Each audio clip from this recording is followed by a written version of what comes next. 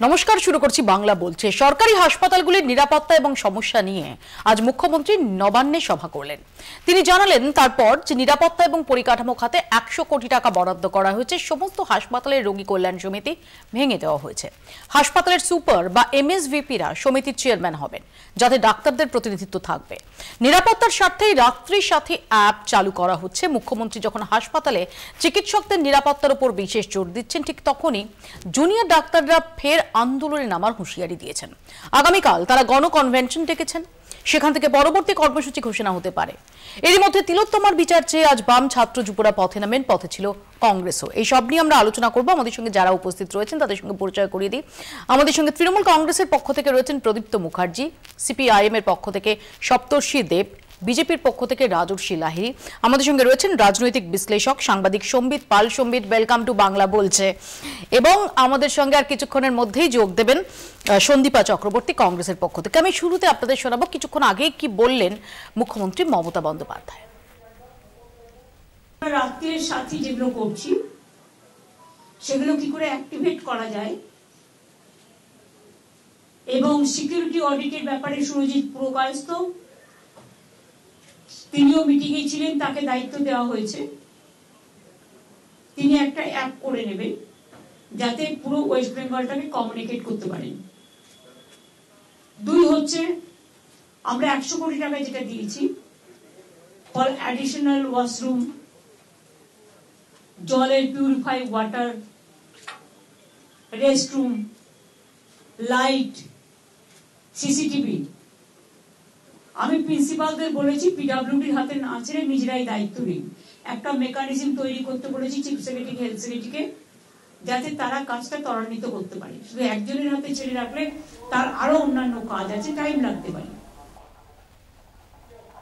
আমি সম্বিতকে দিয়ে শুরু করি। সম্বিত, 1.5 মাসেরও বেশি সময় অতিক্রান্ত। আমরা দেখেছি যে 40 দিনের কাছাকাছি পৌঁছে কর্মবিরতি সেটা প্রত্যাহার করেছেন, তাও আংশিকভাবে জুনিয়র ডাক্তাররা গত সপ্তাহে। এবং তারপর তারা বলে রেখেছিলেন যে তারা নজর রাখছেন, যদি দাবি দাওয়া পূরণ না হয় তাহলে বৃহত্তর আন্দোলনে তারা ফিরবেন। এবং আজকে যখন মুখ্যমন্ত্রী তিনি এই স্বাস্থ্য সুরক্ষা নিয়ে বৈঠক করছেন, সেই সময় জুনিয়র ডাক্তাররা মেইল করলেন মুখ্য সচিবকে।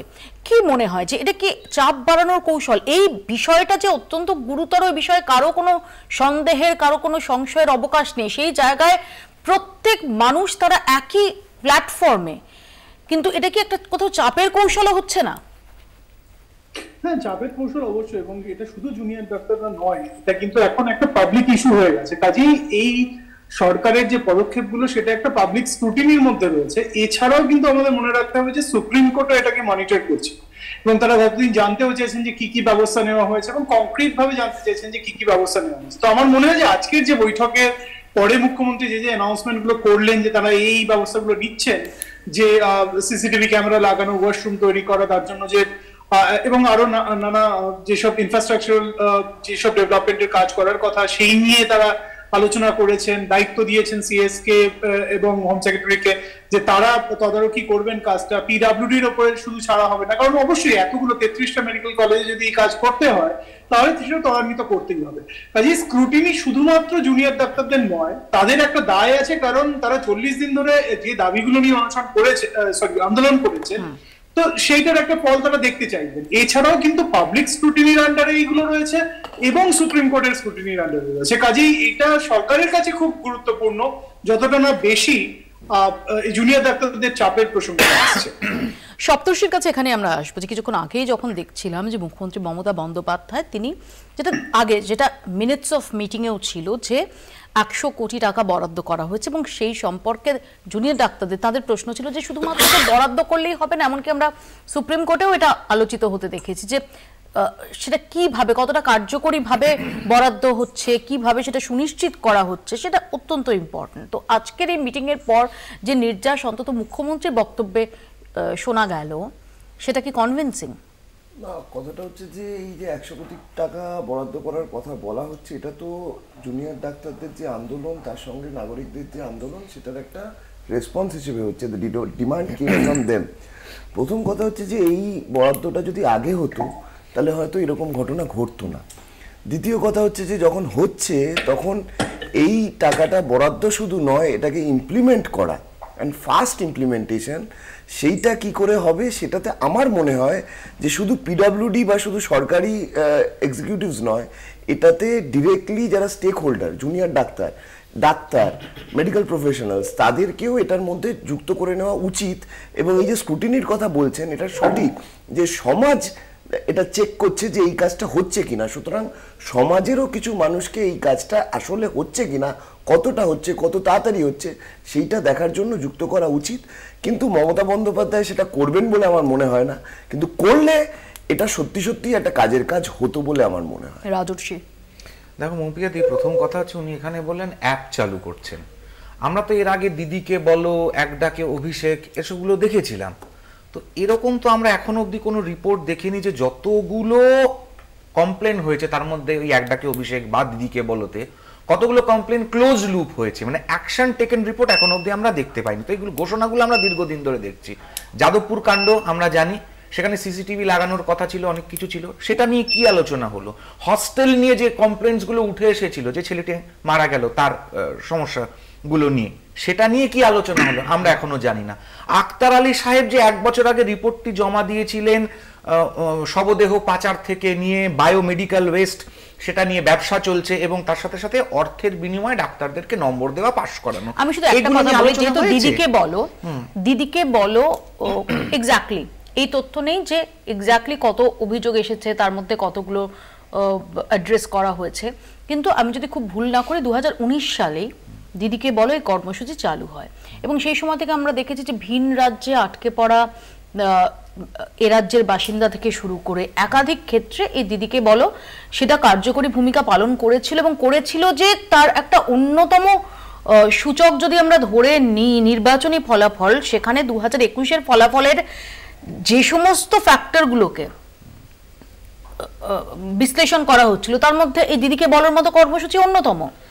দেখো, দিদিকে বলার মতন কর্মসূচি অন্যতম বলা হয়তো হতে পারে, সেখানে দাঁড়িয়ে প্রত্যেকটি রাজনৈতিক দলের নেতারা, তুমি যদি কোভিডের কথা বলো, বলো, প্রতিটা রাজনৈতিক দলের নেতারা তাদের নিজেদের মতন করে প্রচন্ড রকমভাবে সাহায্য করছেন। তখন সুকান্ত মজুমদার শুধুমাত্র বালুরঘাট থেকে একজন এমপি, তিনি কিন্তু মহারাষ্ট্রের লোকেদেরকে, বাঙালিদেরকে খাদ্যদ্রব্যের ব্যবস্থা করানো, সেখানকে এমপি এমএলএদেরকে দিয়ে অনেক কিছুই কিন্তু হয়েছে।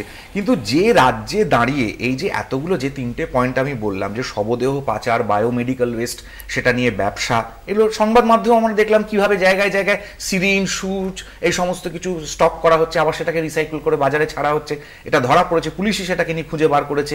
এবার যে অর্থের বিনিময়ে ডাক্তারদেরকে পাশ করানো বা গ্রেড করানো, যে রাজ্যে দাঁড়িয়ে ভুয়ো ডাক্তার, ভুয়ো ভ্যাকসিন, ভুয়ো ডিএসপি, ভুয়ো পুলিশ, ভুয়ো আধিকারিকের ছড়াছড়ি আমরা দেখলাম, এমপি ভুয়ো ভ্যাকসিন নিয়ে চলে এলো বাড়িতে, তাই নিয়ে তুলকালাম। এখানে দাঁড়িয়ে যে ডাক্তারদেরকে অর্থের বিনিময়ে পাশ করানো হয়েছে, সেগুলো নিয়ে কি আজকে দাঁড়িয়ে মমতা বন্দ্যোপাধ্যায় কোনো আলোচনা করলেন? যে যারা চিকিৎসা করতে যাচ্ছে, সেখানে তৃণমূলের লোক চিকিৎসা করাতে যেতে পারে, তুমি যেতে পারো, আমি যেতে পারি, আমরা কি সঠিক চিকিৎসা পাচ্ছি? ইন্টারেস্টিংলি আমার এখানে একটা বক্তব্য রয়েছে, যে জুনিয়র ডাক্তাররা তারা আন্দোলন করছেন এবং খুব সঠিক কারণে, সঠিক অবজেক্টিভ নিয়ে তারা করছেন। আমরা কি করে জানবো যে কারা আসলে বেনিয়ম করে তাদের মার্কস বা গ্রেড বাড়িয়ে নিয়েছে?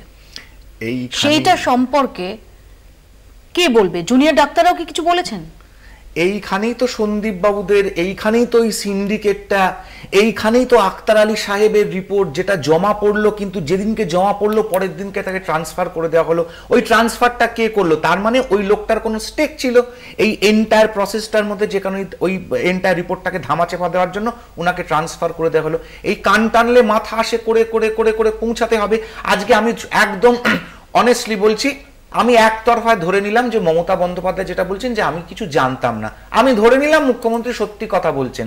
তাহলে স্বাস্থ্যমন্ত্রী মমতা বন্দ্যোপাধ্যায়ের পরে স্বাস্থ্য ডিপার্টমেন্টের হেডকে, যার অঙ্গুলি হেলনে ট্রান্সফার হচ্ছে, সমস্ত কিছু হচ্ছে, স্বাস্থ্য সচিব একজন WBCS অফিসার হতে পারেন, একজন IAS অফিসার হতে পারেন, তাকে ধরার কথা কি আজকে মমতা বন্দ্যোপাধ্যায় বললেন যে আমি কিছু জানতাম না, ওকে ধরো, ওকে বার করো, ওকে অ্যারেস্ট করো, ও যদি জানে ওর অঙ্গুলি হেলনে হয়েছে?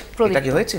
না কি কি হয়েছে কি কি হয়নি সেগুলো আমাদের পাবলিক ডোমেনের যথেষ্ট পরিমাণে আছে, কিন্তু আমি জানি না যে নির্দুর্নীতির পরে কি ব্যবস্থাপনাগুলো হয়েছে বা নির্দুর্নীতি কেন ওই সময়টা 4 জুনই হলো, সেটার উত্তরও আমরা আজ অব্দি পাই না। বিভিন্ন রকমভাবে তখন প্রশাসন, আমলাতন্ত্র, মুখ্যমন্ত্রী, প্রধানমন্ত্রী সব আলাদা আলাদা হয়ে যায়। বা আমরা জানি না যে ওড়িশায় এসমা জারি হয় আর পশ্চিমবঙ্গে ধৈর্য নিয়ে এত কথা শোনা হয়। এই পার্থক্যগুলো না বিজেপির, ওই জন্য ভারতে যেতে বারণ করে, ওই জন্য বলে ভারত ভ্রমণে যেও না। মানে পশ্চিমবঙ্গের মধ্যে সীমিত থাকলে ওদের কথা বলতে সুবিধা হয়। যেই আমরা ভারতব্যাপী বিজেপির কথা বলবো, বিজেপি তো অখণ্ড মানবতাবাদের দল, যে অখণ্ড মানবতা দলের একটা অন্যতম মানুষ যিনি আজকে বিদ্যাসাগরের বর্ণ পরিচয়ের বদলে সহজ পাঠ করে দেন, ফলে সেই দলের এই ধরনের কথাগুলো খুব প্রাসঙ্গিক ভাবে আসে। কিন্তু আমি ভাইয়ের কথা বলতে চাই যে সত্যি তো রেসপন্সিভনেসের আমাদের মধ্যে একটা জায়গা, ভাইয়ের কথা বলতে পারছি, সপ্তর্ষির কথা বলছি, যে সপ্তর্ষি বলে এটা তো রেসপন্স, ডিমান্ডের রেসপন্স করাটাই তো পলিটিক্স। এই রেসপন্সিভনেস আমাদের মধ্যে রয়েছে, আমরা অ্যাকাউন্টেবল ওই কারণে। রেসপন্সিভনেস কোনটা? সন্দীপ ঘোষকে প্রাইস পোস্টিং দেওয়াটা রেসপন্সিভনেস ছিল? না, তা কেন? তারপরে তো তাকে তার রেজিস্ট্রেশন পর্যন্ত ক্যান্সেল হয়ে গেছে দিদি। 700 জন মারা যাওয়ার পরে কৃষক বিল বাতিল হয়েছে, এবং সেই ব্যক্তিকে প্রাইস পোস্টিং দেওয়া। আবার কি বললাম দিদি, within 30 days period of time, তারও কম, তাকে কিন্তু সরিয়ে দেওয়া হয়েছে। এটাও অ্যাকাউন্টেবিলিটির একটা পার্ট। তুমি কোনটা দেখবে, হাফ গ্লাস ফুল না half glass empty, that is up to you. 700 জন মারা যাওয়ার পরে যখন কৃষক বিল বাতিল হচ্ছে সেটার কনটেক্সট কত বড়, আর সন্দীপ ঘোষকে দিন 15-20 মধ্যে সরিয়ে দেওয়া হচ্ছে সেটা কত বড়। কিন্তু দিদি যেটা মিস করে যাচ্ছি আমরা প্রত্যেকে, সেটা হচ্ছে 13 তারিখ ডিওয়াইএফআই পাহারা দিয়েছিল কিনা, যে তথ্য প্রমাণ যাতে লোপাট না হয়। তথ্য প্রমাণ লোপাট হবে না, 13 তারিখ ডিওয়াইএফআই পাহারা দিচ্ছে, আজকে ওরা ডিওয়াইএফআইরা রাস্তায় ঘুরে এলো। 14 তারিখ সিবিআই এলো, সারাদিন সিবিআই থাকলো, সারাদিন। 14 তারিখ রাতে ভ্যান্ডালিজম হলো, বলো তথ্য প্রমাণ লোপাট হয়ে যাচ্ছে। তাহলে 14 তারিখ সারাদিন কি হলো? তার আগেরটা চলে এসো 9 তারিখ। 9 তারিখ আমাদের জুডিশিয়াল ম্যাজিস্ট্রেট দিদি, সে সারা তথ্য প্রমাণ তার সামনে সবকিছু রক্ষণাবেক্ষণ হলো। এখন যদি তথ্য প্রমাণ লোপাট হ্যানা তেনা অত গল্প থাকে, তাহলে তো ওই জুডিশিয়াল ম্যাজিস্ট্রেটকে বসিয়ে দিলেই প্রমাণ হয়ে যাবে তথ্য প্রমাণ লোপাট হয়েছে কিনা। সপ্তর্ষি, আমার দুটো কথা। প্রথম হচ্ছে যে ডিওয়াইএফআই এর পুলিশের কাজ করবার কথা নয়, যদিও আজকে যা অবস্থা মমতা বন্দ্যোপাধ্যায়ের পশ্চিমবাংলায়, অনেক ক্ষেত্রে পুলিশের কাজ আমাদেরকে করতে হচ্ছে। দ্বিতীয় কথা হচ্ছে যে তথ্য প্রমাণ লোপাটের কথা যেটা এসছে, সেটা যদি একেবারেই মিথ্যে হতো, তাহলে তালা থানার যে আইসি, একজন অফিসার, পুলিশ অফিসার, সন্ধ্যে 7টা অবধি তিনি লোকেদেরকে গ্রেপ্তার করছেন, 7টার পরে তিনি গ্রেপ্তার হয়ে গেলেন। কতটা সিরিয়াস একটা ইস্যু যদি তার বিরুদ্ধে না পাওয়া যায়, একটা সেন্ট্রাল ইনভেস্টিগেটিং এজেন্সি একজন স্টেট পুলিশের অফিসারকে গ্রেপ্তার করতে পারে। এরপরেও যদি তৃণমূল কংগ্রেস বলে যে তথ্য প্রমাণ লোপাট হয়নি, সেটা মিথ্যে কথা। তথ্য প্রমাণ অবশ্যই লোপাট হয়েছে। আমাদের কথা হচ্ছে যে গেছে কি গেছে না প্রমাণ করতে যাবে, খুব পরিষ্কার, জুডিশিয়াল ম্যাজিস্ট্রেটকে সামনে বসিয়ে দিলেই প্রমাণ করা যাবে তথ্য প্রমাণ লোপাট হয়েছে কি হয়নি। তুমি যে কারণে বললে যে ওনাকে সরানো হয়েছে, তার পুরো কারণটা বলো, অর্ধেক কেন বলছো? না, পুরো কারণ অর্ধেক কারণের ব্যাপার না, সরানো হয়নি, সরানো না, গ্রেপ্তার হয়েছে তালা থানার আইসি। দ্বিতীয় কথা হচ্ছে যে সরাও তোমরা নি, ও ওখানেই ছিল, সাসপেনশনও করনি, কিচ্ছু করনি। আমি সন্দীপ ঘোষের যে কথাটা বলছি, যে আগেও যেটা বলেছি, এই যে খুনটা, এই ধর্ষণটা, এটাকে একটা বিচ্ছিন্ন খুন বা ধর্ষণ হিসেবে চিহ্নিত করতে আমি রাজি নই। আমি প্রথম দিন থেকে বলছি, this is a part of organised racket, it is a part of organised racket, এবং সেই র‍্যাকেটের মধ্যে এই ঘটনাটা ঘটেছে। এবং এইটার তদন্ত করতে গেলে, এইটার তদন্ত সঠিকভাবে করতে গেলে এই অর্গানাইজড র‍্যাকেটকে এক্সপোজ করতেই হবে। এবং সেই জন্যই মমতা বন্দ্যোপাধ্যায়ের ভয়, কারণ আজকের দিনেও স্বাস্থ্যমন্ত্রী মমতা বন্দ্যোপাধ্যায়, আমি আসবো এর প্রসঙ্গে, রাজর্ষির কাছেও আসবো, তার আগে একটু দেখাবো যে যেটা শুরুতেই বললাম, যে যেদিন মুখ্যমন্ত্রী এই বৈঠক ডেকেছেন, সেদিন মুখ্য সচিবকে ফের ইমেল, দাবি দেওয়া অনেকাংশে পূরণ হয়নি, এই মর্মে মুখ্য সচিবকে ইমেল করলেন জুনিয়র ডাক্তাররা।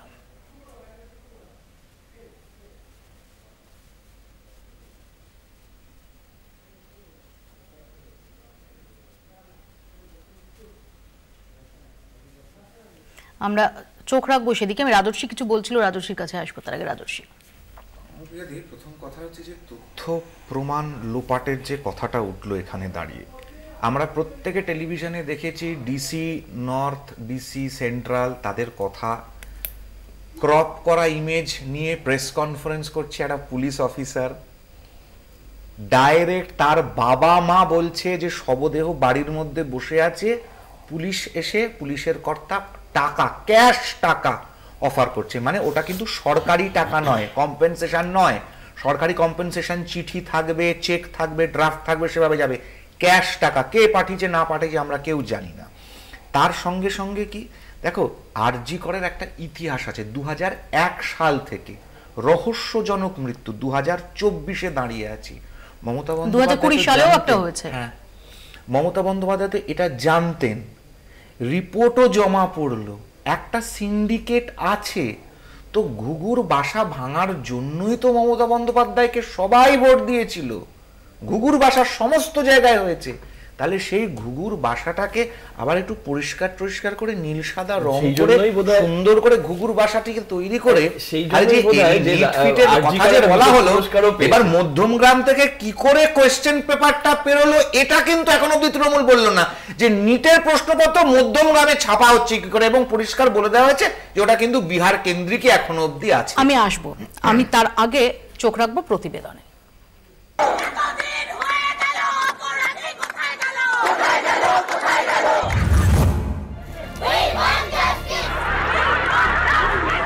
আরজি করে 36 ঘন্টা অন ডিউটি অবস্থায় তরুণী চিকিৎসককে ধর্ষণ, খুন। প্রতিবাদে ফেটে পড়েন জুনিয়র ডাক্তাররা। আমাদের দিদির বিচার চাই, এই দাবিতে শুরু হয় জুনিয়র ডাক্তারদের কর্মবিরতি। ঝাঁজ বেড়েই চলে আন্দোলনে। আম জনতা থেকে সমাজের বিশিষ্টজনরা বিচারের দাবিতে রাত দখল অভিযানে সামিল হন। রাত দখল কর্মসূচি চলাকালীন আরজি করে আন্দোলনকারীদের উপর হামলা, ক্ষোভে ফেটে পড়েন আন্দোলনকারীরা। কলকাতা পুলিশের তৎকালীন পুলিশ সুপার থেকে স্বাস্থ্যকর্তাদের পদত্যাগের দাবিতে প্রতীকী শিরদাঁড়া হাতে লালবাজার অভিযান জুনিয়র ডাক্তারদের। টানা 22 ঘন্টার অবস্থান শেষে তৎকালীন বিনীত গোয়েলের হাতে তুলে দেওয়া হয় তারই পদত্যাগের দাবি। স্বাস্থ্যকর্তাদের পদত্যাগের দাবিতে প্রতীকী মস্তিষ্ক নিয়ে স্বাস্থ্য ভবন অভিযান করেন জুনিয়র ডাক্তাররা। টানা বিক্ষোভ অবস্থান। মুখ্যমন্ত্রীর ডাকা বৈঠকের জন্য নবান্নে গিয়েও ফিরে আসেন জুনিয়র ডাক্তাররা। বৈঠকে লাইভ স্ট্রিমিং এর দাবিতে অনড় থাকেন তারা। আমি এবং আমরা ওয়েস্ট বেঙ্গল জুনিয়র ডাক্তাররা আশা রাখবে যে আলোচনার মাধ্যমে এই জিনিসের সমাধান হচ্ছে। আমাদের সদিচ্ছা এখনো আছে, আমরা বিশ্বাস করি মুখ্যমন্ত্রীরও সদিচ্ছা এখনো আছে। আমরা নিশ্চয়ই আজ না হোক 34 দিন আমরা রাজপথে পড়ে আছি, দরকার হলে 35 দিন থাকবো, 36 দিন থাকবো, 37 দিন থাকবো, কিন্তু আলোচনার মাধ্যমেই এই সমাধান হবে। একই দাবিতে ভেস্তে যায় কালীঘাটে মুখ্যমন্ত্রীর বাড়ির বৈঠক। আমরা এটা সময় মতো কোর্টের কেসটা একটু শেষ হয়ে গেলে তোমাদের দিয়ে দেবো, তোমাদের কেউ একদিন ওয়াচ করতে পারো যে আমরা টোটালটাই রেকর্ড করবো, নিশ্চিন্তে থাকো, এইটুকু আমার প্রতি ভরসা রাখতে পারো। তোমাদের মিসলিড করবো না, তোমাদের কোনো করবো না। পরে অবশ্য মুখ্যমন্ত্রীর সঙ্গে বৈঠক হয় আন্দোলনকারীদের। তৎকালীন পুলিশ কমিশনার বিনীত গোয়েলকে সরানো হয় একাধিক স্বাস্থ্যকর্তাদেরও। মুখ্যমন্ত্রীর সঙ্গে বৈঠকের পর নবান্নে মুখ্য সচিবের সঙ্গে বৈঠকে বসেন জুনিয়র ডাক্তাররা। 10 দফা নির্দেশিকাও জারি করেন মুখ্য সচিব মনোজ পান্ত। এই পরিস্থিতিতে স্বাস্থ্য ভবনের সামনে থেকে অবস্থান প্রত্যাহার করেন আন্দোলনকারীরা। আংশিক কর্মবিরতি তুলে নিয়ে জরুরি বিভাগে কাজে যোগ দেন জুনিয়র ডাক্তাররা। জরুরি পরিষেবাতে আমাদের জুনিয়র ডাক্তাররা যারা আন্দোলনের মধ্যে ছিলেন তারা সবাই জরুরি পরিষেবার কাজে একটা অংশ অংশগ্রহণ করছে এবং একটা অংশ বন্যা দুর্গতদের পাশে অভয়া ক্লিনিকে গেছে। আর বৃহস্পতিবার ফের মুখ্য সচিবকে ইমেল করেছেন জুনিয়র ডাক্তাররা। 18 সেপ্টেম্বর নবান্নে যে আলোচনা হয়েছিল তার প্রেক্ষিতে এখনো পর্যন্ত কোনো সরকারি অর্ডার জারি হয়নি। এই পরিস্থিতিতে ফের আন্দোলনের হুঁশিয়ারি দিয়েছেন জুনিয়র ডাক্তাররা। বুধবার রাতে কলকাতার নতুন পুলিশ কমিশনার মনোজ ভার্মা এক বিজ্ঞপ্তি জারি করেছেন। তাতে কলকাতা পুলিশ এলাকায় 25 সেপ্টেম্বর থেকে 23 নভেম্বর পর্যন্ত 5 জনের বেশি একসঙ্গে চলাফেরা, জমায়েত করা নিষিদ্ধ করা হয়েছে। বিরোধীদের অভিযোগ আরজি কর নিয়ে মিটিং মিছিল বন্ধ করার জন্যই এই নোটিশ। এই নিয়ে জনস্বার্থ মামলা হয়েছে হাইকোর্টে। এরই মধ্যে হাসপাতালগুলিতে থ্রেট কালচার নিয়ে আজই উদ্বেগ প্রকাশ করেছেন কলকাতা হাইকোর্টের প্রধান বিচারপতিও।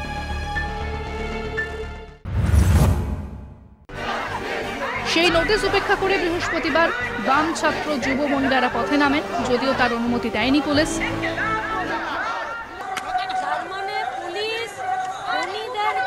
দর্শকদেরকে ধরবে না, কিন্তু 144 জারি করবে আর মানুষকে রাস্তায় নামতেও দেবে না, সেটা প্রতি প্রতিবাদ হোক আর উৎসব হোক। কেন সরকারের, পুলিশের, পুলিশ মন্ত্রীর আসলে ভয়টা কোথায়? রাজ্যের মানুষ তারা কি একবারও বলেছে, যারা সাধারণ মানুষ, যে সরকারের পতন চাই? বলেনি তো। রাজ্যের মানুষ বলেছে আমি ভয় পাচ্ছি। কুনিয়ার দর্শকরা আমাদের সাথেই ঘুরছে, তাহলে কুনিয়ার দর্শকরা যাতে ধরা পড়ে, শাস্তি পায়। এখানে পুলিশ কেন ভয় পেয়ে যাচ্ছে? একইভাবে অবস্থান বিক্ষোভে সামিল হয়েছে কংগ্রেসও। শুক্রবার জুনিয়র ডাক্তাররা এসএসকেএম হাসপাতালে কনভেনশন ডেকেছেন। তাদের অভিযোগ, একাধিক হলের অনুমতি দেয়নি পুলিশ প্রশাসন। তারা আন্দোলন দমন করতে চায়, তাই নানা বাহানা করছে। এদিকে স্বাস্থ্যক্ষেত্রে সামগ্রিক পরিস্থিতি নিয়ে বৃহস্পতিবার হাসপাতালের সুপার অধ্যক্ষদের নিয়ে বৈঠকে বসেন মুখ্যমন্ত্রী। কলকাতা টিভি। আমি সম্বিতের কাছে যাব। সম্বিত, জহর সরকার তিনি যখন ইস্তফা দেন সপ্তাহ দুয়েক আগে, সেই সময় জহর সরকার তার চিঠিতে একটা জিনিস উল্লেখ করেছিলেন। তিনি বলেছিলেন যে সরকার যদি এখন ঠিক কাজটাও করতে যাচ্ছে, মানুষের মনের মধ্যে সংশয় তৈরি হয়েছে, মানুষ বিশ্বাস করছে না। যদি আমরা দেখি যে এখনো জুনিয়র ডাক্তারদের এই যে ইমেল মুখ্য সচিবকে এবং সব মিলিয়ে যে 100 কোটি টাকা বরাদ্দ হয়েছে, কিন্তু সেটা কিভাবে বরাদ্দ হচ্ছে, কিভাবে সুরক্ষা সুনিশ্চিত হচ্ছে, এ নিয়ে প্রশ্ন। এর একদম কোর ইস্যু কি হয়ে দাঁড়াচ্ছে এই আরজিকর কাণ্ড পরবর্তী সময়ে একরাশ বিভ্রান্তি, একরাশ এমন কিছু পদক্ষেপ যে পদক্ষেপগুলোর রীতিমতো স্ক্যানারে রয়েছে এবং যারই পরিপ্রেক্ষিতে তৈরি হওয়া একটা সংশয়ের বাতাবরণ। একদমই তাই, কারণ এই আরজিকরের ঘটনার 3টে দিক রয়েছে বলে আমার মনে হয়। একটা হচ্ছে মূল ঘটনা যেটি ঘটেছে, যে সেখানে এই ডাক্তারি যে ছাত্রী তার ধর্ষণ এবং হত্যার ঘটনা ঘটেছে, সেটা একটা সরকারি হাসপাতালের মধ্যে ঘটছে। তার তদন্ত একটি দিক, সেটা সিবিআই দেখছে এই মুহূর্তে। তাই নিয়ে সেখানে তদন্তের একদম প্রথম দিকে কলকাতা পুলিশ ছিল, সেখানে কি ধরনের প্রমাণ লোপাট হয়েছে না হয়েছে সেটা সিবিআই দেখছে। এটা হচ্ছে একটা দিক। দ্বিতীয় দিক হচ্ছে ডাক্তারদের নিরাপত্তার ব্যবস্থা, এবং সেটার জন্য যে সরকার পদক্ষেপ নিচ্ছে সেটা নিয়ে রাত্রির সাথে অ্যাপ হয়েছে, সিসিটিভি ক্যামেরা বসানো হবে বলে প্রতিশ্রুতি দেওয়া হয়েছে এবং সে নিয়ে কাজ শুরু হয়েছে বলে আজকে মুখ্যমন্ত্রী জানিয়েছেন, ইত্যাদি ইত্যাদি। এবং তৃতীয় যে দিকটা এবং যেটা সবচেয়ে গুরুত্বপূর্ণ এবং যেটার জন্যই এতদিন ধরে আন্দোলনটা চলেছে এবং রাস্তায় আমরা দেখেছি সাধারণ মানুষ নেমে এসছে, সেটা হচ্ছে যে সরকার, পুলিশ এবং সরকারি প্রতিষ্ঠানগুলোর ওপর থেকে সাধারণ মানুষের যে বিশ্বাস সেটা উঠে যাও, এবং সেইটা কিন্তু খুব গুরুত্বপূর্ণ এবং সেটা জহর সরকার সঠিকভাবেই বলেছে। এবং এটাও আমি মনে করি যে একটা কমিউনিকেশন গ্যাপ কোথাও সরকারি তরফে বা পুলিশের তরফে হয়েছে পাবলিকের সাথে, যার ফলস্বরূপ কিন্তু এই ঘটনাগুলো ঘটছে। আপনি একটা জিনিস বলুন আমাকে, যে এখনো পর্যন্ত আমরা জানি না যে কি টাইমলাইন ছিল তদন্তের, যখন থেকে এই ডেড বডিটা দেখা গেছে, তারপরে কখন পুলিশকে খবর দেওয়া হয়েছে, ঠিক কটার সময় ভিডিও রেকর্ডিং শুরু হয়েছে, কতগুলো জিডি ফাইল করা হয়েছে, তার মধ্যে কোন জিডির পরিপ্রেক্ষিতে এফআইআর করা হয়েছে এবং সেটা রাত্রিবেলা গিয়ে কেন করা হলো, ইত্যাদি ইত্যাদি।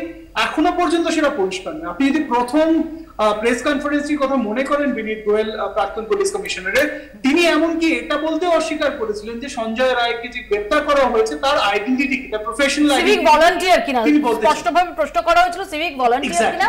তিনি বলেছিলেন যে এটা তাকে অপরাধী, ক্রিমিনাল হিসেবে ট্রিট করা হচ্ছে, এখানে পেশাটা প্রাসঙ্গিক নয়। অ্যাবসলিউটলি। তো এই যে কমিউনিকেশন গ্যাপ গুলো, সেইগুলোই তৈরি হচ্ছে এবং বিশ্বাসযোগ্যতা কমছে। এবং জুনিয়র ডাক্তাররা যে এই আবার ইমেল করে জানাচ্ছেন যে তাদের দাবিগুলো পূরণ হয়নি, কি এক্স্যাক্টলি কংক্রিট ব্যবস্থা নেওয়া হচ্ছে সেগুলো জানানো দরকার। আপনি আরেকটা জিনিসও বলুন যে রোগী কল্যাণ সমিতি ভেঙে দেওয়া হয়েছে, মুখ্যমন্ত্রী অন্তত 2-3 বার এই কথাটা বলেছেন।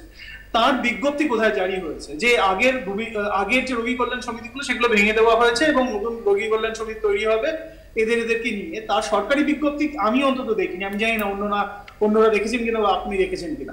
তো এই যে বিশ্বাসযোগ্যতার অভাবগুলো দেখা যাচ্ছে এবং সেটাই কিন্তু খুব ক্রিটিক্যাল হয়ে যাচ্ছে। এবং এর মধ্যে সবচেয়ে বেশি যেটা আশ্চর্য লেগেছে আমার, সেটা হচ্ছে রাজনৈতিক যারা প্রতিনিধি রয়েছেন, জনপ্রতিনিধি রয়েছেন, তারা পুরো এই ঘটনা থেকে একদম অদৃশ্য হয়ে গেছে। তাদেরকে আর দেখাই যাচ্ছে, শাসক দলের নেতাদের দেখাই যাচ্ছে না যে তারা পজিটিভলি এটাকে কাউন্টার করতে পারছেন।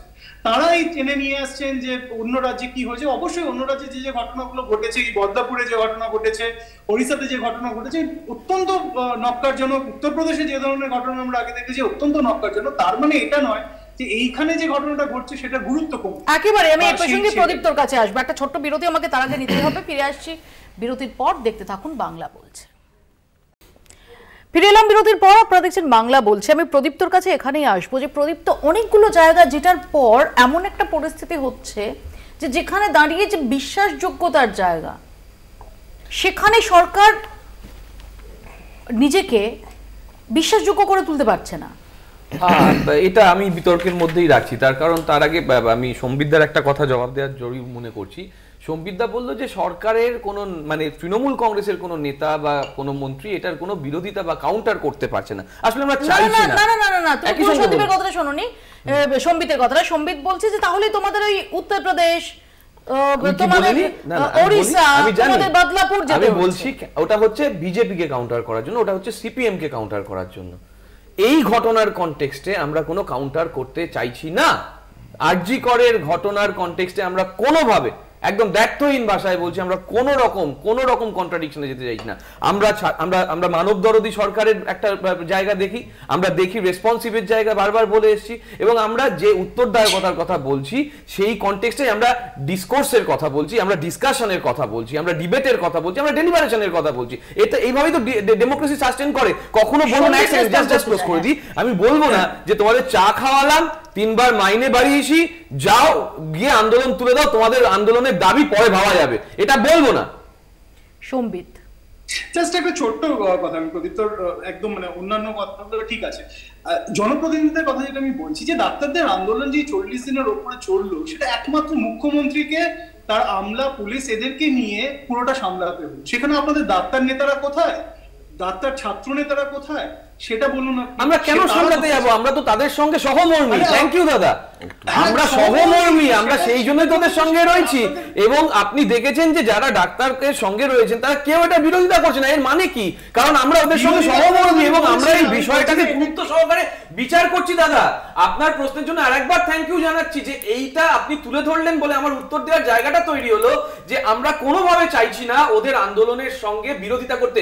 দেখছেন না ওড়িশায় কি হচ্ছে? কেন বলছি? সরকারের অ্যাপ্রোচের কথা বলছি, যে এসমা জারি হয়েছে গতকালকেই, মাত্র 10 দফা দাবি নিয়ে নার্সরা রাস্তায় চলছিল, এসমা জারি করে দিয়েছে তৃণমূল কংগ্রেসের। আপনি যে কথাটা বলছেন সেটাই আমি বলছি, যে অ্যাপ্রোচের গন্ডগোলটা সেখানেই, যে আমি বিরোধিতা করার কথা বলছি না, আমি বলছি যে তাদের সঙ্গে আলোচনা করার, আলোচনা হচ্ছে তো 5 বার আলোচনার জন্য রাস্তা খোলা হয়েছে। কে করলেন? ওরা তো মুখ্যমন্ত্রী ছাড়া আলোচনাই করবেন, আমরা তো সেটাকেও সাপোর্ট করে যাচ্ছি। ভূমিকা ছিল আমি সেটাই। ওরা তো মুখ্যমন্ত্রী ছাড়া আলোচনাও করবেন না, আমরা তো সেটাকেও সাপোর্ট করছি। আপনাদের বিশ্বাসযোগ্যতা নিয়ে প্রশ্ন উঠছে, এবং এই প্রশ্নটা এইভাবে ভাববেন না, এইভাবে ভাববেন না আপনি। আমি আবারও বলছি যে আপনি উল্টো ভাবেও তো ভাবতে পারেন যে মুখ্যমন্ত্রী অবধি এরা যেতে চাইছেন এবং বারবার মনোজ পান্ত অবধি আসছে, আমরা সেই উত্তরটা দিচ্ছি। এই অ্যাপ্রোচটা দেখুন। আমি আসবো, প্রদীপ্ত আসবো, সম্বিত আসবো, সপ্তর্ষি কিছু বলতে চাই। সপ্তর্ষি, দুটো কথা। এক হচ্ছে যে মুখ্যমন্ত্রী নিজে যদি স্বাস্থ্যমন্ত্রী হয়ে থাকেন তাহলে ডাক্তাররা তার সাথে কথা বলতে চাইবেই, এক। দ্বিতীয় কথা হচ্ছে যে ওনাদের বিধায়করা কিছু বলছেন না তা নয়। উদয়ন গুহ ছোট চুলের মেয়েরা রাজনীতি করে এই আন্দোলন করছে বলেছেন, তাপস চট্টোপাধ্যায় বলেছেন যে ওখানে ডিস্কো নাচ হচ্ছে, হাততালি দিয়ে আন্দোলন হচ্ছে, এইভাবে আন্দোলন হয় না। সুতরাং এই কথাগুলো রয়েছে। আমি বলছি যে তৃণমূলের পক্ষ থেকে এই ডাক্তারদের আন্দোলনটাকে কোনোভাবেই লেজিটিমাইজ করা হচ্ছে না। বিপাকে পড়ে মমতা বন্দ্যোপাধ্যায় ডেকেছেন ঠিকই না, কিন্তু আমার এখানে প্রশ্ন সপ্তর্ষি, যে স্বয়ং মমতা বন্দ্যোপাধ্যায় তিনি নবান্ন সভাঘরে অপেক্ষা করছেন, এই দৃশ্য দেখা, ইটস অল অ্যাবাউট অপটিক্স না, দেখা গেছে, সেটা ক্যামেরায় দেখা গেছে, এবং তারা বাইরে থেকে লাইভ স্ট্রিমিং এর দাবিতে তারা ফিরে এসেছেন, এটা দেখা গেছে। মমতা বন্দ্যোপাধ্যায় যিনি মুখ্যমন্ত্রী, তিনি ধর্নাস্থলে পৌঁছে যাচ্ছেন, তিনি বৃষ্টির মধ্যে তার বাড়ির সামনে তাদের আবেদন করছেন যে যদি বৈঠকও না করো অন্তত চা খেয়ে যাও। তাহলে যে আন্দোলন স্বয়ং মুখ্যমন্ত্রী অ্যাড্রেস করছেন, আর কি করলে সেটা লেজিটিমাইজ করা হবে? তুমি ঠিক বলেছো। মমতা বন্দ্যোপাধ্যায়ের এই অপটিক্সটা আমরাও দেখেছি, কিন্তু একই সঙ্গে এই মমতা বন্দ্যোপাধ্যায় তৃণমূল কংগ্রেস ছাত্র পরিষদের সভা থেকে বলেছে ডাক্তারদের আন্দোলন চলছে, এরপরে যদি কেস হয় তারপরে এরা তো পাসপোর্ট পাবে না, পাবলিক সেটাও অপটিক্স রয়েছে। সুতরাং আমার কথা হচ্ছে মমতা বন্দ্যোপাধ্যায় যে এইটাকে মিটিগেট করতে চাইবেনই তো, সারা পশ্চিমবাংলার মানুষ তার বিরুদ্ধে কথা বলছে, সুতরাং তার সেই আন্দোলনের বর্ষা ফলো করছে এই ডাক্তাররা। তাকে নবান্নতে অপেক্ষা করিয়েছে, বাড়ির সামনে অপেক্ষা করিয়েছে, সব ঠিক আছে। আমার কথা হচ্ছে যদি কনসেনসাস হতো যে ভাই তোমাদের এই দাবি আমরা এই মানতে পারবো, লাইভ স্ট্রিমিং আমরা মানবো না, এইটুকু বলে দিলে এবার তোমরা আসবে আসো, না আসবে না আসো। যদি ওদের কথা হচ্ছে যে আমরা তো ভেবেছিলাম যে লাইভ স্ট্রিমিং হবে, আচ্ছা ঠিক আছে হবে না, আমরা ভেবেছিলাম ভিডিওগ্রাফি হবে, আচ্ছা ঠিক আছে অ্যাটলিস্ট মিনিটস হবে, তো এইটুকু তো আগে থেকে বলে দিলেই হতো, তাহলে এই নাটকটা হতো না। অ্যাকচুয়ালি মমতা বন্দ্যোপাধ্যায় দেখাতে চাইছেন যে তিনি খুব ফোর গোয়িং ওনাদের পক্ষে, কিন্তু ওনাদের দাবির প্রতি মানসিকভাবে তৃণমূল কংগ্রেসের কারুরই কোনো। আমি আসবো প্রদীপ্ত, তার আগে একটু দেখাই যে রাজ্যের বিভিন্ন সরকারি মেডিকেল কলেজে ওঠা থ্রেট কালচার এবং উত্তরবঙ্গ লবির প্রভাব নিয়ে দায়ের হওয়া জনস্বার্থ মামলায় উদ্বিগ্ন হাইকোর্ট। মেডিকেল কলেজে প্রশ্নপত্র বিক্রি, বদলি সহ একাধিক অভিযোগে চিকিৎসক উর্জিষ্মান ভট্টাচার্য এবং এক সমাজকর্মী জনস্বার্থ মামলা দায়ের করেন। বৃহস্পতিবার সেই মামলারই শুনানি ছিল প্রধান বিচারপতি টি.এস. শিবজ্ঞানম এবং বিচারপতি বিভাস পটনায়কের ডিভিশন বেঞ্চে। ডাক্তার কবে হবি? মানে তো পাস করে করবি, ইন্টার্নশিপ করবে, তো ইন্টার্নশিপ কমপ্লিট হবে মে মাসে। তার যদি সার্টিফিকেট না পাস তাহলে কি হবে? রাজ্যের বিভিন্ন মেডিকেল কলেজ ও হাসপাতালে হুমকি সংস্কৃতি নিয়ে এবার উদ্বেগ প্রকাশ কলকাতা হাইকোর্টের। খোদ প্রধান বিচারপতি টি.এস. শিবজ্ঞানম বলেন, একটি বিশেষ লবি এই থ্রেট কালচার বা হুমকি সংস্কৃতির পরিবেশ তৈরি করেছে, যা যথেষ্ট উদ্বেগের। এই সংস্কৃতি বন্ধ করতে কি পদক্ষেপ করা হয়েছে তা 26শে নভেম্বরের মধ্যে রাজ্য সরকার, রাজ্য মেডিকেল কাউন্সিল এবং জাতীয় মেডিকেল কাউন্সিলকে হলফনামা দিয়ে জানাতে নির্দেশ দিয়েছে কলকাতা হাইকোর্ট। সম্প্রতি সরকারি মেডিকেল কলেজ ও হাসপাতালগুলিতে থ্রেট কালচার বন্ধে হাইকোর্টের হস্তক্ষেপ চেয়ে একটি জনস্বার্থ মামলা হয়। তার আবেদনে একজন বিচারপতির নেতৃত্বে তদন্ত কমিটি গঠনেরও দাবি জানানো হয়। বলা হয়েছে, এই থ্রেট কালচারের জন্য হাসপাতাল ও মেডিকেল কলেজগুলিতে ভয়ের পরিবেশ সৃষ্টি হয়েছে। চিকিৎসকরা কাজ করতে ভয় পাচ্ছেন, এর ফলে চিকিৎসা ব্যবস্থায় একটা অচলাবস্থা দেখা দিয়েছে। মামলার শুনানিতে রাজ্য সরকারের তরফে জানানো হয়েছে, সরকার ইতিমধ্যে বেশ কিছু পদক্ষেপ করেছে, অভিযুক্তদের বিরুদ্ধে ব্যবস্থা নেওয়া হয়েছে, অনেককে সাসপেন্ড করা হয়েছে। কলকাতা টিভি। থ্রেট কালচার এবং উত্তরবঙ্গ লবির দাপট নিয়ে উদ্বিগ্ন খোদ হাইকোর্ট। প্রদীপ্ত, না স্বাভাবিক, মানুষবাবুর সাইনও সেখানে রয়েছে, সেক্ষেত্রেও 13 জন সিনিয়র, তার মধ্যে সিনিয়র ডাক্তাররাও রয়েছে। এখন দেখো, থ্রেট কালচার শব্দটা আজকে নতুন হয়তো শোনা যাচ্ছে, কিন্তু আমরা থ্রেট কালচারের মধ্যেই বড় হয়ে গেলাম। মানে কিরকম বড় হলাম বলতো, যে থ্রেট কালচারের একটা ডাক্তার আছেন, তিনি নাকি মঞ্চ সামলাচ্ছেন, যে মঞ্চে তিনি থ্রেট কালচারের বিরুদ্ধে বলছেন, সেসবও আমরা দেখলাম। বিশ্বাসবাবুর কথা তো আগেই আমরা দেখে নিয়েছি, কিন্তু আমার মুশকিল যে প্রশ্নটা তৈরি করে কে। আমি খুব সাদামাটা কথা বলতে চাইছি, প্রশ্নটা কি জুনিয়র ডাক্তাররা তৈরি করে, বা টিএমসিপি ছেলেরা তৈরি করে, বা যারা হাউস স্টাফ তারা তৈরি করে? তারা তো তৈরি করে না। প্রশ্নটা তৈরি করে একটা সেট অফ প্রফেসর, একজন সেট অফ প্রফেসর প্রশ্নটা তৈরি করে। তাহলে সেটা টাকা যদি নেয়, তাহলে তো সেই প্রফেসররা যুক্ত থাকছেন। সেই প্রফেসররা কি কারা রয়েছেন? দেখো, প্রশ্নপত্র এ রাজ্যে মাধ্যমিক থেকে নিয়ে উচ্চ মাধ্যমিক, গ্র্যাজুয়েশন, মাস্টার ডিগ্রির সব কিছুর আমরা দেখতে পাচ্ছি লিক হয়ে যাচ্ছে, এটা নতুন কোনো কথা নয়। এবার ব্যাপার হচ্ছে এই যে থ্রেট কালচার, এই থ্রেট কালচার একটু আগে কি বললাম, যে অর্থের বিনিময়ে ডাক্তারদেরকে পাশ করিয়ে দেওয়া হচ্ছে। মানে খুব সাধারণ ঘরের একজন, তুমি চিন্তা করো, মুটে মজদুর একজন গরিব কৃষক সরকারি হাসপাতালে চাকরি করাতে, মানে চিকিৎসা করাতে যাচ্ছে, হয়তো তার একটা স্বাস্থ্যসাথী কার্ডও আছে, সেটার ব্যবস্থা রাজ্য সরকার করে দিয়েছে। এবার সেটা নিয়ে সে যখন যাচ্ছে, সে চিকিৎসাটা, সেই ওষুধটা ঠিকঠাক পাচ্ছে কিনা সেই গ্যারেন্টিটা কিন্তু কারোর কাছে নেই। এবার এই যে হ্যাঁ, মধ্যমগ্রাম থেকে যে প্রশ্নপত্রগুলো পাওয়া গেছে, তার থেকে যদি হয়ে থাকে তাহলে সেটা কি হয়? অবশ্যই সিবিআই তো করছে, অবশ্যই সিবিআই যেটা করা, সুপ্রিম কোর্ট যেটা বলেছে সেটাও দেখো, মানে এটা পুরোটা ঘুরিয়ে দিও না। সুপ্রিম কোর্ট বলে দিয়েছে বিহার কেন্দ্রিক, তাও কিচ্ছু হয়নি। পশ্চিমবঙ্গে সুপ্রিম কোর্ট কি বলেছে ব্যাপক নিয়ে? কি বলেছে? এটা নিয়ে তো বলেনি, এটা নিয়ে কি বলেছে? এটা নিয়ে এটাই বলেছে যে 30 বছর একটা রাজ্যের কেন্দ্রে কোনোদিন রাজ্য সরকারকে এরকম একটা ইনভেস্টিগেশন করতে, যেখানে পুলিশ ইনভলভ আছে, তদন্ত করবেন লোকাদের বলে গেছে না, গোটা পশ্চিমবঙ্গ জানে কি কি করেছে, কি কি করেনি। আমরা জায়গা দিয়ে তো যাব না, মমতা ব্যানার্জি আজকে আগের পরে এগুলো নাটক করছেন, যেরকম ভূমিকম্প হয়ে ফার্স্ট জুলাই নাটক করেছিলেন। থ্রেট কালচার নয়, আরে থ্রেট কালচার সবথেকে বড় থ্রেট কালচার তো তোমাদের সিএ বলেছিলেন। আমি অনেক গুন্ডা বিতল করেছি, এটা কালচার ছিল। আরে উড়িষ্যা ছিল, উড়িষ্যার সাথে জমি করে দিয়েছো, তুমি তো কিছু করতে রেখেছো, বাংলাকে হাতে রেখে। তোমরা কি বাংলা জনতা পার্টি না? আরে বাংলা জনতা পার্টি, ভারতের জনতা আরে পার্টি। তোমরা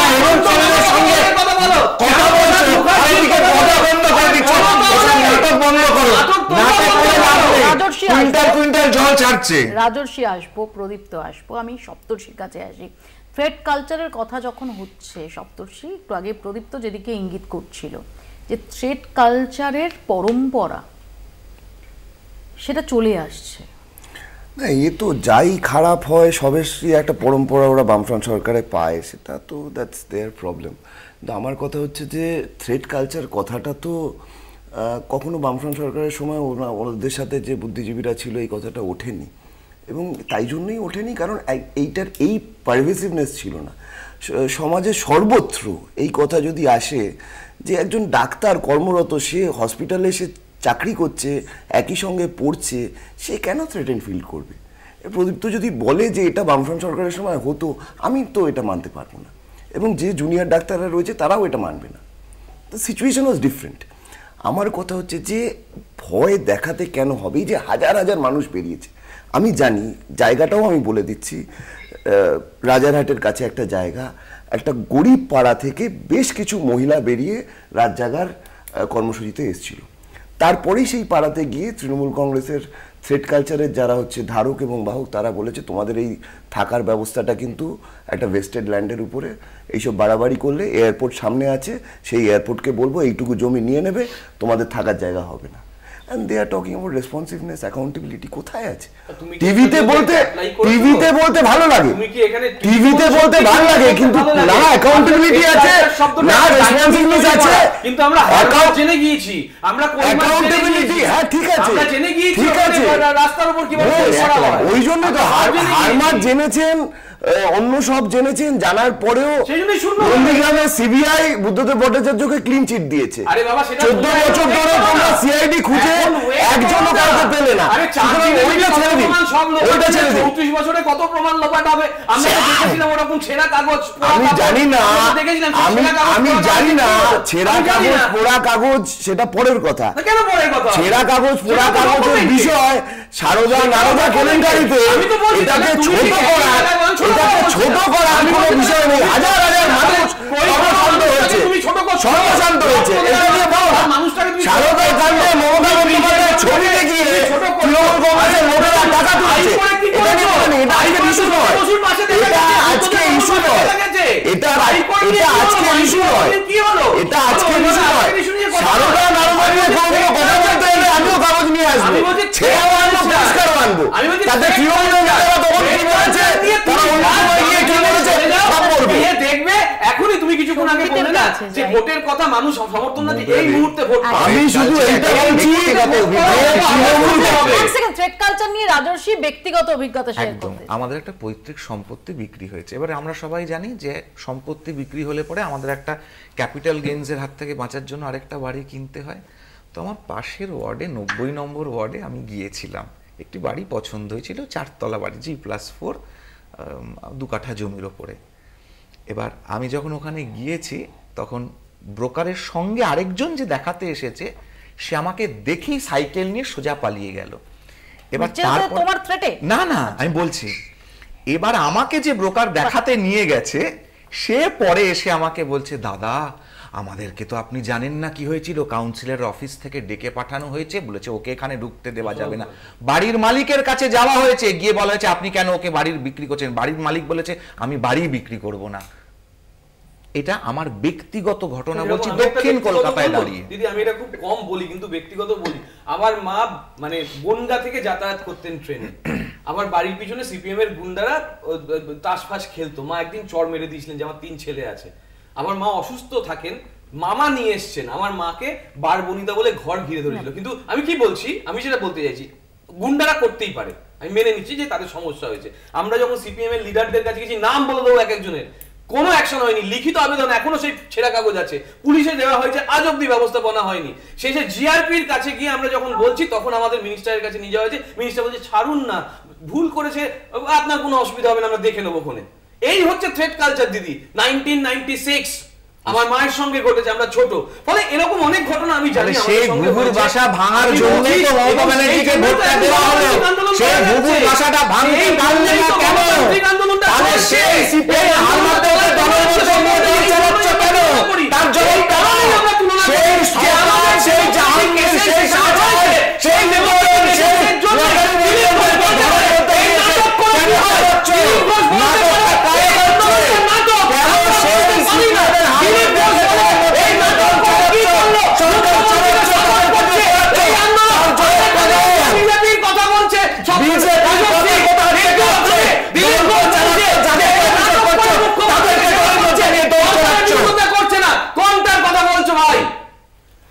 সম্বিত, হ্যাঁ সপ্তর্ষি, আমি ছোট্ট করে একটা বলে দিই যে প্রদীপ্ত যেরকম কথা বলতে পারাটাকে তৃণমূলের ডেমোক্রেটাইজেশনের উদাহরণ হিসেবে দেখাচ্ছে, তাহলে আমিও তো বলতে পারি ওর মা চর মেরেছিল, ঠিকই করেছিল, ভুল কাজ করেনি, কিন্তু চত্ব মারতে পেরেছিল, তখনও গণতান্ত্রিক পরিবেশ ছিল।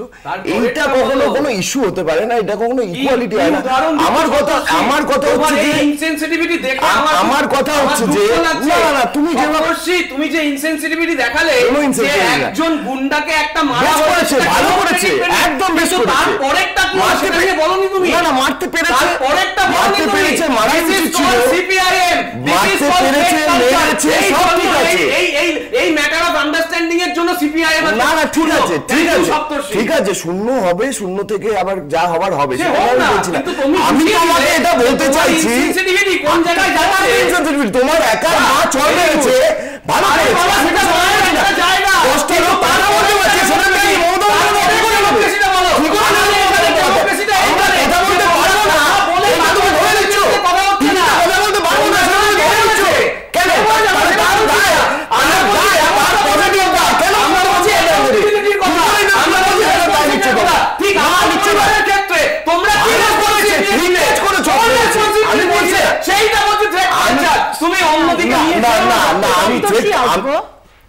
প্রদীপ্ত আসবো, আমি সম্বিতের কাছে আসি। সম্বিত, একদিকে হচ্ছে থ্রেড কালচারের অভিযোগ, প্রদীপ্তদের বক্তব্য হচ্ছে থ্রেড কালচার আজকের নয়, থ্রেড কালচারের পরম্পরা চলে আসছে। শুধু তাই নয়, এই যে রাত দখলের মতো আন্দোলন চলছে তা থেকে বোঝা যায় যে আসলে থ্রেড কালচার নেই, আসলে এই রাত দখলের আন্দোলন করা যাচ্ছে, আসলে প্রতিবাদী শহর সেটা তোলা যাচ্ছে।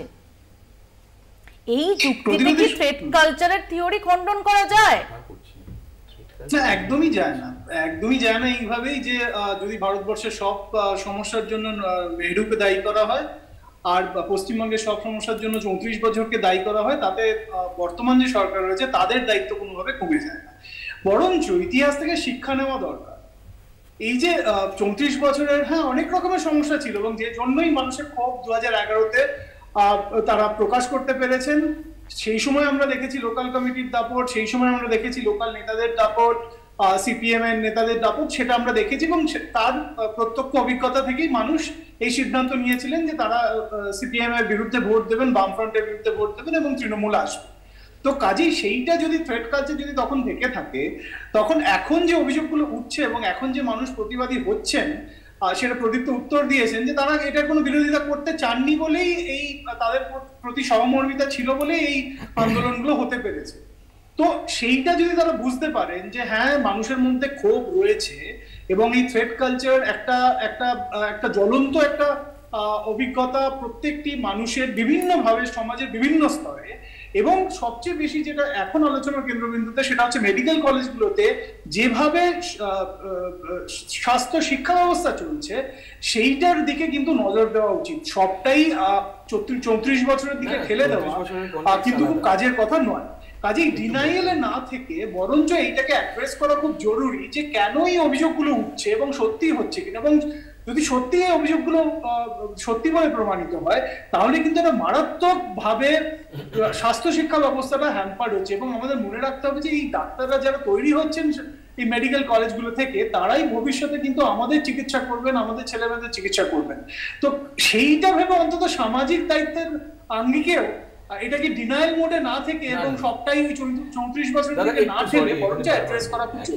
একেবারে আমার এখানে প্রদীপ্ত, এখানে প্রশ্ন যে এই যে আমরা শুরুতে যে ভাইরাল অডিও দেখালাম, যেটার একটি কণ্ঠ যিনি থ্রেড দিচ্ছেন অ্যালিজেডলি, তার নাম বিরূপাক্ষ বিশ্বাস। সেই বিরূপাক্ষ বিশ্বাসের দাদাগিরি, এই অভিজ্ঞদের দাদাগিরি, এটা আরজিকরের আশপাশে কান পাতলে শোনা যায় না এমনটা নয়।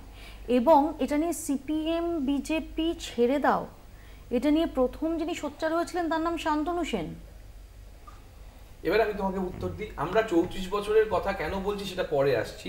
আমরা প্রথম থেকে, আজকেও কুণালদা বলেছেন এবং আমরা প্রথম দিন থেকে বলছি যে অন্যায় যারা করেছে তাদের সম্যক শাস্তি হোক, এবং উচ্ছন্নে যাক সন্দীপ ঘোষ, এটাও যেমন বলেছি, তেমন বিরূপাক্ষ যদি দোষী হয়, অভিজ্ঞ দোষী হয়, সিএনএমসি যাচ্ছিলেন যেতে যেতে উচ্ছন্নে চলে যাবেন। আবার বলছি যে পরিষ্কার হবে, তার তো আমি যাচ্ছিলেন সিএনএমসি তে, উত্তরণ হচ্ছিল, উত্তর দিয়েছি, উত্তরণ থেকে উচ্ছন্ন, আবার বলেছি উত্তর দিয়েছি আমরা WBMC আরেকটা বলো না, তুমি তো অর্ধেকটা বলছো, আমি আরো অর্ধেকটা বলে দাও যে WBMC তার রেজিস্ট্রেশন ক্যান্সেল করেছে, সেটা বলো। আর কোনো উপায় ছিল না? না, উপায় থাকুক বা না থাকুক, উপায় ছিল। তাহলে আমাদের রেসপন্সিবল কেন বলছো না, কেন অ্যাকাউন্টেবল বলছো না? আমি তো এটাই বলছি যে আমরা অ্যাড্রেস করছি, তুমি উল্টোটাও দেখো যে আমরা অ্যাড্রেস করছি, আমরা কখনো বলছি না যে এদেরকে বাঁচানোর চেষ্টা হবে, আমরা বলছি না, আমরা বলছি শাস্তি হোক, যে দোষী, এটা নক্কারজনক ঘটনা এই ধরনের থ্রেট কালচার, আমরা বলছি। কিন্তু আমরা এটাও বলছি ১৫০০ থেকে ৬০০০ সিট হতে পারে পশ্চিমবঙ্গে, নার্সিং সিট ৬০,০০০ হতে পারে পশ্চিমবঙ্গে, এই ১৩ বছরেই হয়েছে। আমি লাস্ট কথা বলে দেবো, ৩৪ বছর কেন বলছি বা বিজেপি কেন বলছি, কারণ ওরা যেভাবে সরকারকে টার্গেট করে যাচ্ছে, আমরা শুধু ওদের ভূমিকাটা মনে করে দিচ্ছিলাম যে ওদের ভূমিকাটা কি ছিল, আর কিছু না। রাজর্ষি, নার্সিং ডাক্তার এগুলো তো হতে পারে, 3 মাসে নার্সিং শিখে যাবে, অতদিন কি সময় লাগে, 3 মাসের মধ্যে নার্স ট্রেনিং করে পাঠিয়ে দিন। আমরা এই বক্তব্য বলে শুনছি 3 মাসের নার্স, 6 মাসের ডাক্তার, এই করে মোটামুটি ব্যবস্থাটা হয়ে যাবে। হ্যাঁ, আয়ুর্বেদ তো ভারতবর্ষের প্রাচীনীয়, তোমার অবিশ্বাস আছে? ঠিক আছে, তার থাকতেই পারে তোমাদের, অবশ্য তোমাদের তো বাংলাদেশে বেশি বিখ্যাত। যাই হোক, বিরূপাক্ষ বিশ্বাস, অভিজ্ঞ, এদেরকে তৃণমূল কি বলেছিল, পুলিশ কি বলেছিল, ফিঙ্গারপ্রিন্ট এক্সপার্ট নাকি, অভিজ্ঞকে ফিঙ্গারপ্রিন্ট এক্সপার্ট। তো যাই হোক, একে তো বলেছিল, না না না, পুলিশ তো বলেছে, এটা পুলিশ বলেছে, পুলিশ মন্ত্রী মমতা বন্দ্যোপাধ্যায়। তো যাই হোক, দেখো এই ডিসি সেন্ট্রাল যখন প্রেস কনফারেন্স করছেন তখন যে ছবিটা দেখি ফিঙ্গারপ্রিন্ট এক্সপার্ট বলা হয়েছে, তারপর দেখা গেছে সে অভিজ্ঞ। ও যদি, আমি কি বলছি, যদি বিজেপি জানে যে আশ্চর্য কথা, এটা তো প্রেস কনফারেন্স করেছে পুলিশ, এখানে আমি বলছি যে ওটা যদি প্রমাণ হয়, আরে পুলিশ মন্ত্রীটা মমতা ব্যানার্জি, হেল্প করে পুলিশ মন্ত্রী মমতা ব্যানার্জি, আরে তো বলেছে ফিঙ্গারপ্রিন্ট এক্সপার্ট। আরে কত গোল নিজের করে, সিম্বল কত করবে, আসছে ময়দানের ঘোড়াগুলো, আসছে তোমার কথা শুনে, ময়দানের ঘোড়াগুলো আসছে পশ্চিমবঙ্গে, কারণ পশ্চিমবঙ্গে তৃণমূলের কথা বলা কারোর খবর নেই, যখন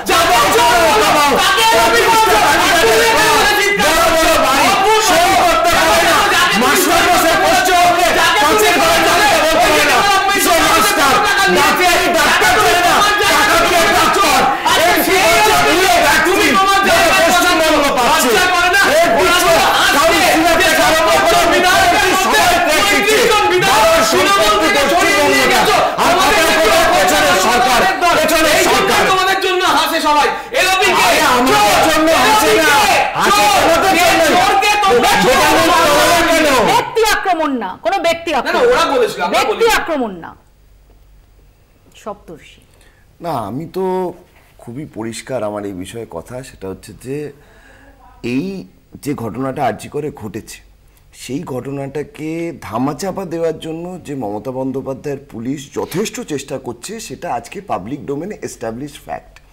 এখন তৃণমূলের হয়ে আমার কথা বলার কোনো বিষয় নেই, কিন্তু আমার মনে হয় যে এই যে বিভিন্ন জায়গায় বিভিন্ন পাবলিক প্ল্যাটফর্মে ওদের সঙ্গে থাকা, সেই সময়ের যাদের নাম উঠে এসেছিল, যাদেরকে এইসব ফিঙ্গারপ্রিন্ট এক্সপার্ট বলা হয়েছিল, তাদেরকে আর ডিফেন্ড করলে তার 2 সেকেন্ড পরে আবার অ্যাকাউন্টেবিলিটি, আবার রেসপন্সিবিলিটির কথা আসবে, এইটা কিন্তু ভালো হচ্ছে না ব্যাপারটা।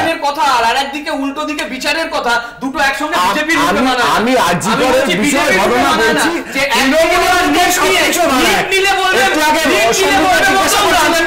জনগণ ছিল না, জনগণ বলছিল আমি বলছি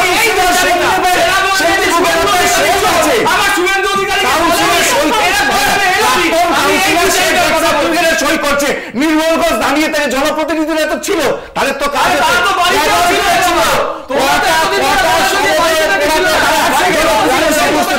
প্রদীপ। তো 1 সেকেন্ড আমি একটা জিনিস জিজ্ঞেস করি, ও বলল যে ওই ছেলেটি ফিঙ্গারপ্রিন্ট এক্সপার্ট নয়, তুমি কি বলছো ফিঙ্গারপ্রিন্ট এক্সপার্ট? আমি সব বলছি না, আমি কিছুই বলতে চাইছি না।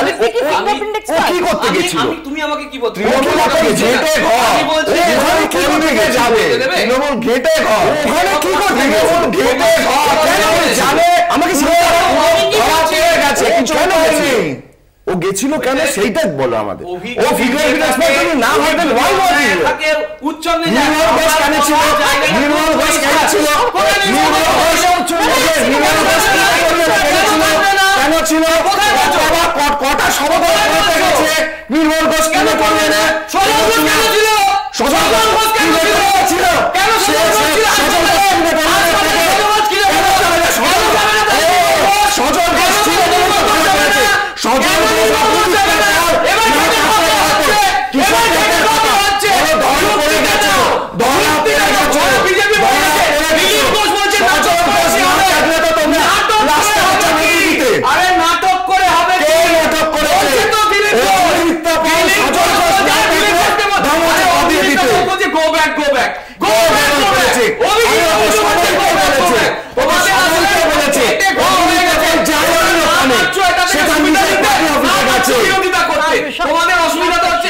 আমি শেষ করিনি যেখানে ঘেটে ঘা হচ্ছিল। আমি খুব পরিষ্কার বলছি, আবার বলছি, থার্ড টাইম বলছি যে আমার খুব বক্তব্য, ওর যদি মনে হয়ে থাকে যে ওইখানে বিচার সভা করবে বিজেপি, বিজেপি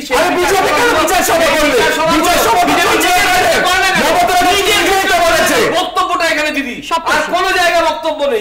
এটা যদি বোঝার সক্ষমতা না থাকে বিজেপি সত্য ওরা শুনে। এটাই তো তৃণমূলের আসল থ্রেট কালচার, এখানে দাঁড়িয়ে থ্রেট দিচ্ছে, কথা বলে ধরে দিয়ে বলে দিচ্ছে এটাই থ্রেট কালচার, এটাই থ্রেট কালচার, এটাই তো থ্রেট কালচার, এখানে কালচার দিচ্ছে,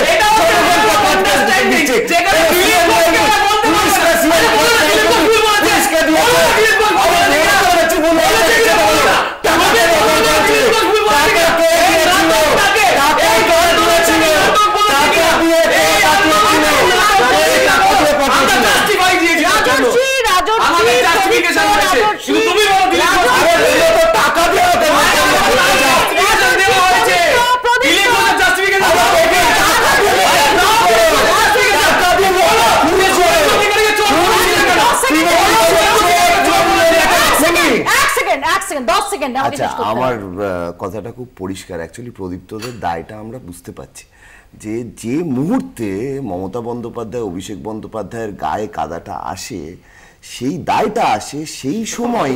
একটু প্রদীপ্ত প্লিজ, যে কবার বলেছি সে কবার ইন্টারভিউ করেছি, আমি কিছু বলিনি। আমি বলছি যে কবার এই কাদা তাদের গায়ে আছে, স্বাস্থ্যমন্ত্রীর গায়ে আছে, প্রত্যেকবারই তৃণমূলের কাউকে না কাউকে বলি করতে হয়। সুতরাং সেই বলি করবার ট্র্যাডিশন আজও চলছে, চলবে, কিন্তু ইভেন্চুয়ালি এই ঘটনার দায় পশ্চিমবাংলার স্বাস্থ্যমন্ত্রীকে নিতে হবে। সময় একদম শেষ, এখানেই শেষ করছি। বাংলা বলছে, দেখতে থাকুন কলকাতা টিভি।